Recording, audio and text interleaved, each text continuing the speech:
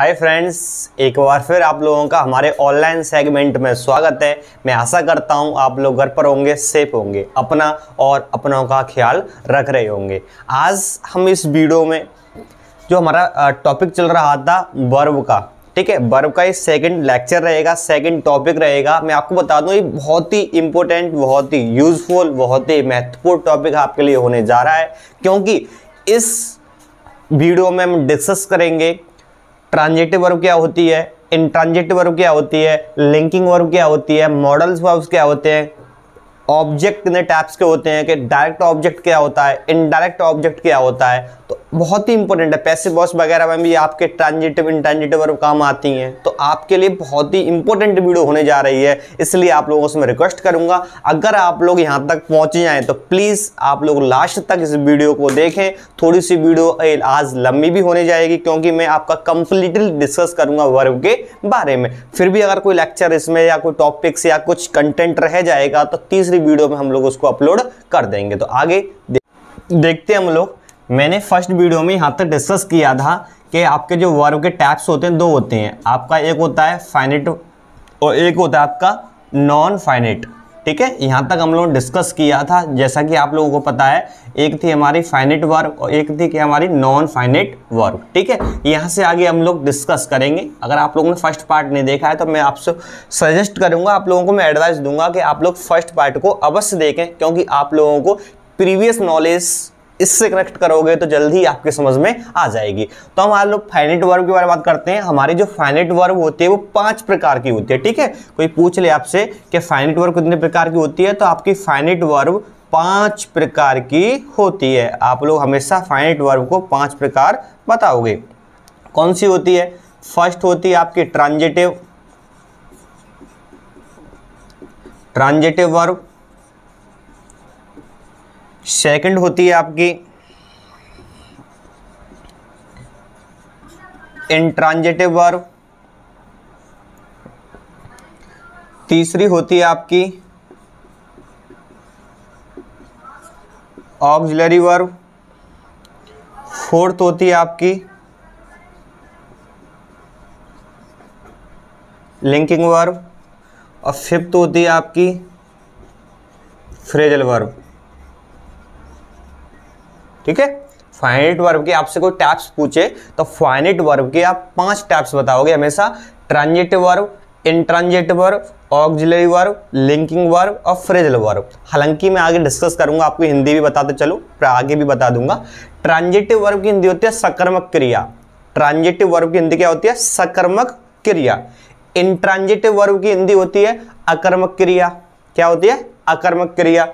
Auxiliary verb की हिंदी होती है सहायक क्रिया। क्या होती है? सहायक क्रिया। लिंकिंग वर्ब की हिंदी होती है संयोजक क्रिया। क्या होती है? संयोजक क्रिया। फ्रेजल वर्ब की हिंदी होती है वाक्यांश क्रिया। क्या होती है? वाक्यांश क्रिया। तो हम लोग डीपली इनको देखेंगे हम लोग, क्योंकि काफ़ी इंपॉर्टेंट आप लोगों के लिए वर्ब में। मैं आपको पहले ही कहा था, आप लोग लास्ट तक आप लोग स्टिक रहें, लास्ट तक इस वीडियो को देखें कि आपको बहुत ही मज़ा आने वाला है, बहुत ही आप लोगों को नॉलेज मिलेगी। तो पहले हम लोग ट्रांजिटिव और इंट्रांजिटिव वर्ब के बारे में बात कर लेते हैं। मैं आपको अक्सर कहता हूँ, मैं क्या है, साइकोलॉजी भी कहती है कि अक्सर आप चीज़ों को कंपैरिजन करके पढ़ें, को रिलेटेड करके पढ़ें, एक दूसरे से अंतः संबंधित।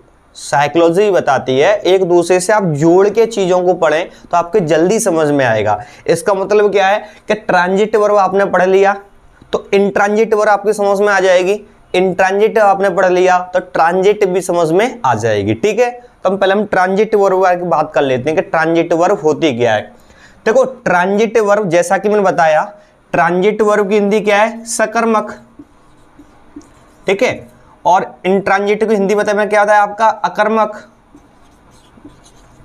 इससे ही क्लियर हो रहा है कि जिसमें ऑब्जेक्ट आता है वह वर्ब, अब ट्रांजिटिव वर्ब की परिभाषा सुनना, वह वर्ब जो अपना सेंस कंप्लीट करने के लिए, अपना पूरा अर्थ देने के लिए एक या एक से अधिक ऑब्जेक्ट की मांग करती है। अर्थात ऐसी वर्ब जिसमें ऑब्जेक्ट आता है। ऐसी वर्ब अपना अर्थ पूरा करने के लिए किसी ऑब्जेक्ट की डिमांड करती है, किसी ऑब्जेक्ट की मांग करती है, वो क्या होती है? Transitive verb. इसी का क्या कर दो? उल्टा कर दो, वो क्या हो जाएगी? Intransitive verb. जिसमें ऑब्जेक्ट की मांग नहीं करती हो, जिसमें ऑब्जेक्ट नहीं आता हो, वो क्या होगी? हमारी इंट्रांजिटिव वर्ब। और जिसमें ऑब्जेक्ट आता हो वो क्या होगी? हमारी ट्रांजिटिव वर्ब। ठीक है, तो सीधी सी बात है, ऑब्जेक्ट आए ट्रांजिटिव और ऑब्जेक्ट नहीं आए वो इंट्रांजिटिव वर्ब होगी। इतना आप लोगों को अपने मस्तिष्क में रखना है, क्योंकि ये चीजें पैसिव वॉइस में आपको बहुत काम आएंगी। इसलिए बता के चलता हूं कि इस प्रकार पैसिव वॉइस में केवल ट्रांजिटिव वर्ब का ही पैसिव वॉइस बनता है, क्योंकि ट्रांजिटिव वर्ब में क्या आता है? ऑब्जेक्ट आता है। वो एक्सेप्शन की बात नहीं कर रहा हूं कि एक्सेप्शन केस में कभी कभार ऐसा हो जाता है, लेकिन ट्रांजिटिव वर्ब का ही पैसिव वॉइस बनता है। क्यों बनता है? कि ट्रांजिटिव वर्ब में क्या होती है? ऑब्जेक्ट। आप लोग जानते हैं पैसिव वॉइस बनाने के लिए ऑब्जेक्ट की बहुत आवश्यकता होती है। जिसमें ऑब्जेक्ट नहीं होता वहां पैसिव वॉइस नहीं बनता है। तो सीधी सी बात है, आप पैसिव वॉइस में भी कनेक्ट इसको कर सकते हैं। ठीक है, तो सीधी सी बात क्या बोला हमने कि ट्रांजिटिव वर्ब क्या होगी? जिसमें ऑब्जेक्ट आए वो ट्रांजिटिव वर्ब, और जिस वाक्य में कोई ऑब्जेक्ट नहीं आए वो इंट्रांजिटिव वर्ब होती है। सीधा सा फंडा है। क्लियर? अब मैं बार बार ऑब्जेक्ट की बात करता हूं। अब आप लोगों से एक क्वेश्चन है कि ऑब्जेक्ट कितने टाइप्स के होते हैं? आप बोलोगे सर आप ये क्या पूछ रहे हैं कि ऑब्जेक्ट कितने टाइप्स के होते हैं? क्यों? ऑब्जेक्ट की नॉलेज आपको होना बहुत ही जरूरी है, क्योंकि इनमें आपको काम आएगा। आगे पैसिव वॉइस में भी काम आएगा, आगे चीजों में भी काम आता है आपको। पूरी इंग्लिश में आपको ऑब्जेक्ट काम आएंगे। तो बता दूं, ऑब्जेक्ट आपके दो प्रकार के होते हैं। ठीक है, कोई पूछ ले कि ऑब्जेक्ट कितने प्रकार के होते हैं, तो ऑब्जेक्ट आपके दो प्रकार के होते हैं। हमारा एक होता है पहला इनडायरेक्ट ऑब्जेक्ट। ठीक है, एक क्या होता है? Indirect object. दूसरा होता है आपका डायरेक्ट ऑब्जेक्ट। क्या होता है? Direct object. अब मेरे ऑब्जेक्ट की बात आई तो मैंने आपको ऑब्जेक्ट डिस्कस किया। आपको इंग्लिश के अंदर 0 से हीरो लेवल तक का बनना है, मतलब जो चीज आ जाए वो आप पे आनी चाहिए। तो ऑब्जेक्ट कोई पूछ ले तो ऑब्जेक्ट दो होते हैं, एक आपका इनडायरेक्ट ऑब्जेक्ट, एक डायरेक्ट ऑब्जेक्ट। अब बोलोगे सर हम कैसे पहचानेंगे? देखो, ऑब्जेक्ट इनडायरेक्ट ऑब्जेक्ट में आता है सजीव। जो सजीव होते हैं ना वो किस में आते हैं? इनडायरेक्ट में। और जो निर्जीव होते हैं वो किस में आते हैं? डायरेक्ट में। अब बोलोगे सर निर्जीव और सजीव आप क्या बोल रहे हो? जैसे कि मैंने बोला कि आई रीड बुक, तो यहां बुक क्या है? ऑब्जेक्ट है। लेकिन ये क्या है? बुक में सांस नहीं है, सांस नहीं होती है ऐसे ऑब्जेक्ट में आता। निर्जीव चीज है, कहां आती है? डायरेक्ट में। पर मैंने बोला आई हेल्प यू, मैं तुम्हारी सहायता करता हूं। यू क्या है? ऑब्जेक्ट है। यू क्या है? सजीव है। सजीव ऑब्जेक्ट इनडायरेक्ट में आते हैं और निर्जीव ऑब्जेक्ट आपके डायरेक्ट में आते हैं। अब मैं आशा करता हूं आप लोगों को समझ में आ गया होगा। अगर फिर भी समझ में नहीं आए तो कमेंट करके आप लोग बताएं, आपको और डीपली समझ आया जाएगा। क्लियर?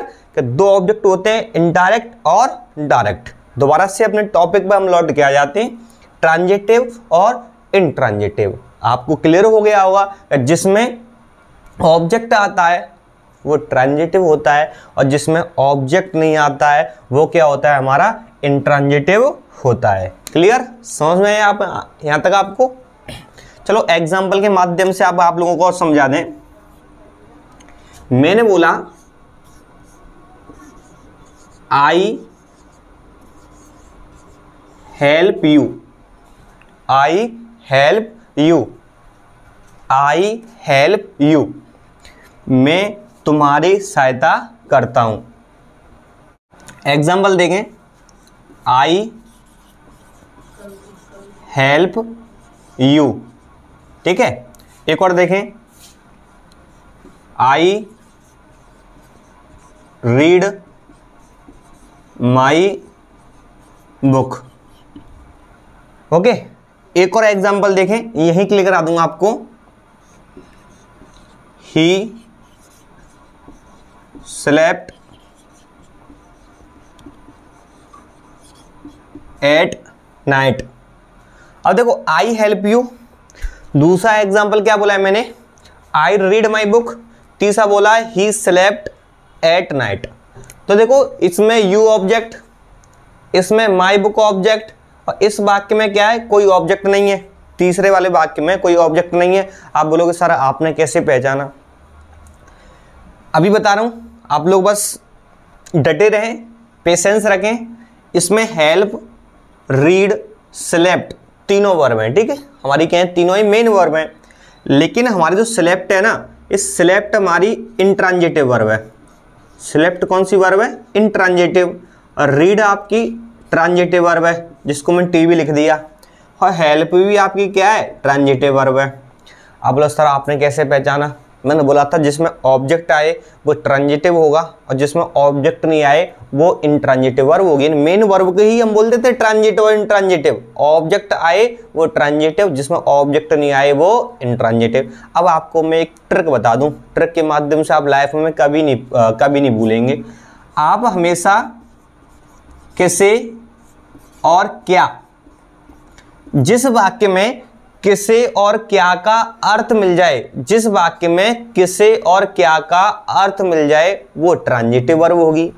और जिस वाक्य में किसे और क्या का अर्थ नहीं मिले वो इंट्रांजिटिव वर्ब होगी। परिभाषा याद करने की कोई आपको नीड नहीं है, कोई जरूरत नहीं है। सीधा सा आप लोग ब्रह्मास्त्र लगा दें, परमाणु बम आप फेंक दें। जैसे देखो, आई हेल्प यू, मैं तुम्हारी सहायता करता हूं। क्वेश्चन उठा, क्या करता हूं? सहायता। आ गया ना कि क्या करता हूं? सहायता। कि आई हेल्प यू, मैं तुम्हारी सहायता करता हूं। तो की क्या जा रही है? सहायता की जा रही है। क्या की जा रही है? सहायता। या फिर आप ऐसे बोल सकते हैं कि किसकी करता हूं? तुम्हारी। किसे या किसकी? किसकी करता हूं मैं? तुम्हारी। तो अगर जिसमें किसी और क्या का अर्थ मिल जाए वो क्या होती है? हमारी ट्रांजिटिव वर्ब होती है। इसमें देखो, आई रीड माई बुक, मैं अपनी किताब पढ़ता हूं। क्या पढ़ता हूं? अपनी किताब। मिल गया ना? तो ये ऑब्जेक्ट। और देखो, आई हेल्प यू, मैं तुम्हारी सहायता करता हूं। किसे या किसकी? किसकी सहायता करता हूं? तुम्हारी। तो मिल गया आपका क्या? ऑब्जेक्ट। यही बोल देता मैं, आई टीच यू, मैं तुम्हें पढ़ाता हूं। किसे पढ़ाता हूं? तुम्हें पढ़ाता हूं। तो यहां किसे और क्या का अर्थ मिल जाए वो आपकी ट्रांजिटिव वर्ब होगी। इसमें देखो, ही स्लेप्ट एट नाइट, वह रात में सोता है। किसे सोता है? नहीं पता। क्या सोता है? नहीं पता। किसे और क्या का अर्थ नहीं मिले तो इंट्रांजिटिव वर्ब, और किसे और क्या का अर्थ मिल जाए तो ट्रांजिटिव वर्ब होगी। एक और समझ लें, आई एम प्लेइंग क्रिकेट, मैं क्रिकेट खेल रहा हूं। क्या खेल रहा हूं? क्रिकेट खेल रहा हूं। तो ये क्या क्रिकेट, हमारी प्लेइंग क्या हो जाएगी?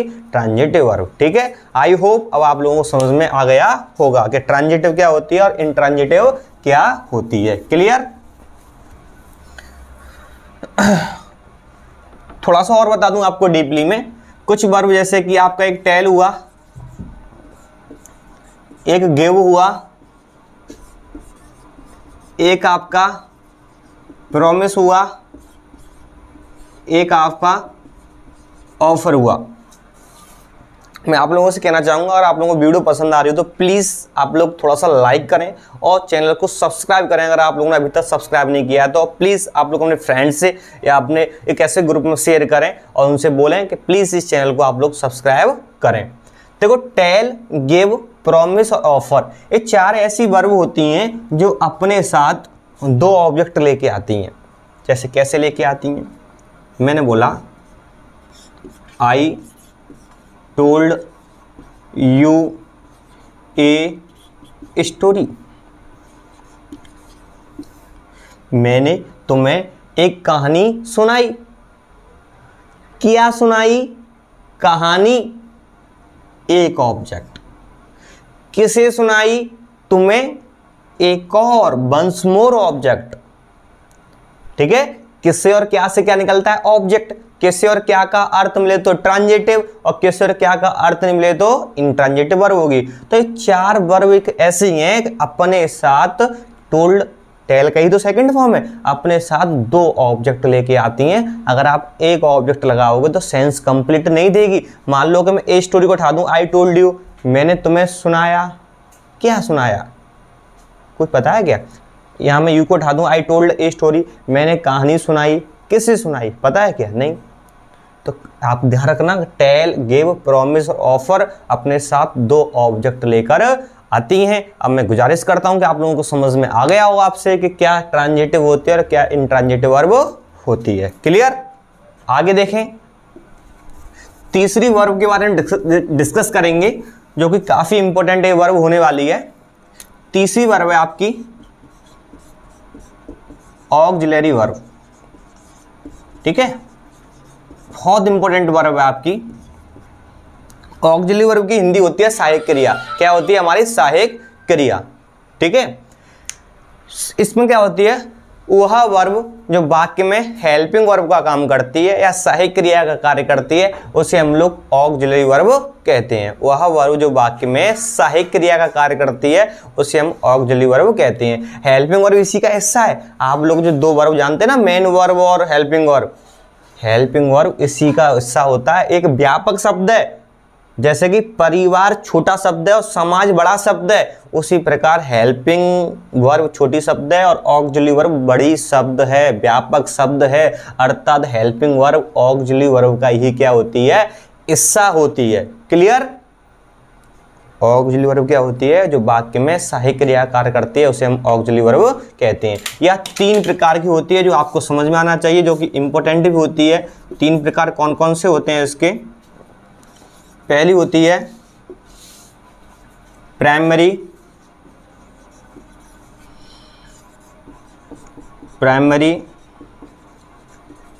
Auxiliary verb. दूसरा होती है मॉडल ऑक्सिलरी वर्ब। तीसरी होती है मार्जिनल ऑक्सिलरी वर्ब। मैं यहाँ डिस्कस किया है, मतलब सेम है। Primary auxiliary verb, model auxiliary verb और मार्जिनल ऑक्सिलरी वर्ब। बहुत से टीचर मार्जिनल ऑक्सिलरी वर्ब को नहीं कराते हैं, मॉडल वर्ब का ही हिस्सा मानते हैं, लेकिन ये चीज़ कंपटीशन लेवल पर बिल्कुल क्या है? सेपरेट है, अलग अलग है। आज के बाद आपसे पूछे कि ऑक्सिलरी वर्ब के कितने भाग होते हैं, तो ऑक्सिलरी वर्ब के 3 भाग होते हैं। एक प्राइमरी ऑक्सिलरी वर्ब होता है, मॉडल ऑक्सिलरी वर्ब होता है और मार्जिनल ऑक्सिलरी वर्ब होता है। क्लियर? इसके बारे में बात कर लेते हैं। हमारी जो पहले प्राइमरी जो ऑक्सिलरी वर्ब होती है ना, प्राइमरी ऑक्सिलरी वर्ब भी 3 प्रकार की होती है। हम इसके बारे में बात कर रहे हैं। प्राइमरी ऑक्सिलरी वर्ब भी 3 प्रकार की होती है, बी से बनने वाली, डू से बनने वाली और हैव से बनने वाली। ठीक है, प्राइमरी ऑक्सिलरी वर्ब भी 3 प्रकार की होती है, बी से बनने वाली, डू से बनने वाली और हैव से बनने वाली। बी से बनने वाली वर्ब कौन कौन सी होती हैं आपकी? इज हुआ, आर हुआ, एम हुआ, बाज हुआ, बर हुआ, बीन हुआ, बींग हुआ। ये बी से बनने वाली वर्ब है। डू से बनने वाली कौन सी होती हैं आपकी? डू, डज और डिड। हैव से बनने वाली कौन सी हैं आपकी? हैज, हैव, हैड और हैविंग। क्लियर? देखो कितना इंपॉर्टेंट है, डीपली पढ़ा रहा हूँ आपको बहुत ज़्यादा, इसलिए ठीक है आप लोग विशेष ध्यान दें, नोट्स बनाएं, रिवाइज करते चलें। और आप लोगों को मैं जैसे प्रॉमिस किया था, मैं अपने प्रॉमिस पे खरा उतर के आ रहा हूँ और आपको मैं कंप्लीटली ग्रामर कराऊंगा आपको पूरा अपने यूट्यूब चैनल पर। ठीक है, तो प्राइमरी ऑक्सिलरी वर्ब आपकी 3 प्रकार की, बी से बनने वाली, डू से बनने वाली और हैव से बनने वाली। ठीक है, इसका इंपोर्टेंस भी बताऊंगा, क्वेश्चन यहाँ से कैसे पूछा जाता है। बी से बनने वाली वर्ब आपकी 7 प्रकार की होती है, इज, आर, एम, बाज वर्ब, बीन और बींग। डू से बनने वाली डू, डज, डिड और हैव से बनने वाली हैज, हैव, हैड, हैविंग। अब पहले तो बोर्ड क्लासेस वाले स्टूडेंट सुने, जैसे कि हाई स्कूल हुआ है 10th, उसमें क्या दे देते हैं? जैसे दे दिया आई, ठीक है, क्या दे दिया? आई, फिर दे दिया खाली जगह, ठीक है, फिर दे दिया ए टीचर, क्या दे दिया? ए टीचर, ब्रैकेट में लेके देते हैं बी, कि आई खाली जगह ए टीचर, बी की वर्ब भरो, क्या भरो यहाँ पे? Fill up B verb. तो यहाँ स्टूडेंट्स बहुत से कम यही आप लोग क्या कंफ्यूज हो जाते हैं स्टूडेंट्स कि यार बी की वर्ब कौन सी वर्ब आ गई, कौन सी बला आ गई। भला कुछ नहीं है, आप लोगों ने पढ़ा नहीं है। बी की वर्ब बोले तो इनमें से किसी में से एक भरना है। इज, आर, एम, बाज, बर, बीन, बीइंग में से ही आपको एक वर्ब भरना है। इसलिए कह रहा हूं कि आप लोगों को या फिर दे देगा डू की वर्ब भरो या दे देगा हैव की वर्ब, तो इनमें से आपको एक भरना है। इसलिए मैं कह रहा हूं कि आप लोग रट्टा मान लें कि बी की वर्ब कोई पूछे इज, आर, एम, बाज, बर, बीन और हैविंग। डू की verb do, does, did. Have की वर्ब हैज, हैव और हैविंग। तो यहाँ आप कुछ भी भर दें। देखो ये तो एक बात तो क्लियर है, इज आएगा नहीं, आर आएगा नहीं, बर आएगा नहीं, बीन आएगा नहीं और बीइंग आएगा नहीं। यहाँ क्या बचा, एम या वाज। तो वहाँ आपको ऑप्शन देगा एम या बाज में से कुछ भर सकते हैं, या फिर आप टेंस देख सकते हैं, चाहे एम भरें चाहे बाज भरें। ठीक है, तो आपको इंपोर्टेंस बता रहा हूँ कि किस प्रकार क्वेश्चन में पूछा जाता है, और कंपटीशन वगैरह में ये पूछ लिए जाते हैं आपको कि यहाँ दे देगा किसी तो 4 ऑप्शन करके दे देता है, इज, आर, एम, बाज, बर, और यहाँ पर कोई यहाँ लिख देगा कोई गो लिख देगा, पूछ लेगा इसमें से कौन सी बी की वर्ब नहीं है, तो गो क्या नहीं होगी, बी की वर्ब नहीं होगी। तो याद कर लेना है कौन सी डू की वर्ब नहीं है, कौन सी हैव की वर्ब नहीं है। तो आपके लिए बहुत इंपॉर्टेंट होने वाली है। इसलिए मैं डीपली आपको डिस्कस किया है कि प्राइमरी ऑक्सिलरी वर्ब भी 3 प्रकार की होती है, बी की वर्ब, डू की वर्ब और हैव की वर्ब। इनको आप लोग या मतलब रिवाइज करते रहें, नोट्स बनाते रहें। ठीक है, और प्लीज़ आप लोग लाइक करें, सब्सक्राइब करें और चैनल को आप शेयर करें। ठीक है, अभी आगे डिस्कस करते हैं। आगे देखिए, अभी हमने बात की कि जो प्राइमरी ऑक्सिलरी वर्ब होती है वो 3 प्रकार की बात कर ली। अब करेंगे मॉडल की वर्ब की बात। ठीक है, जो मॉडल वर्ब होती है वो हमारी 10 प्रकार की होती है। मॉडल वर्ब भी 10 प्रकार की होती है। कौन सी, सुनते चलना, can, could, may, might, shall, should, will, would, must और ऑट टू। दोबारा सुने, मॉडल वर्ब आपकी 10 प्रकार की होती है। Can, could, may, might, shall, should, will, would, must और ऑट टू। क्लियर? अब या चाहे तो आप लिख सकता हूं आप लोगों के लिए मैं, can, could, may, might, shall, should, must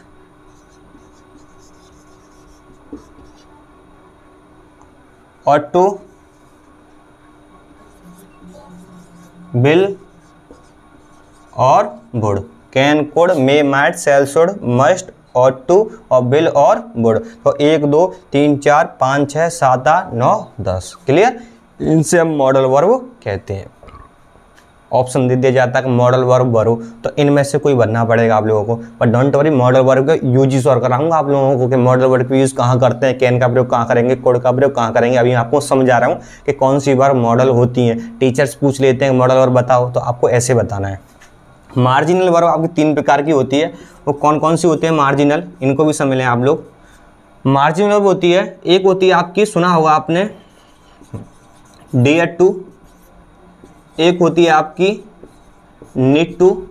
ठीक है, डियर टू, नीड टू। और एक होती है आपकी क्या, यूज टू।